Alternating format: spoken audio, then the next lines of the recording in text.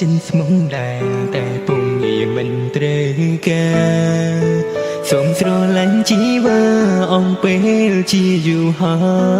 យចុងឡើយរបស់អូនមិនចង់មានស្នេហាពេលកំពុងសិក្សាអូនថាមនុស្សប្រលើលោកនេះសុទ្ធតែក្បត់កូនមិនជឿពីស្បត់របស់ប្រងណាឡើយហើយមិនមែនតែបងដែលសងស្នេហ៍ត្រានត្រើយនៅមានអ្នកចាំអូនទៀ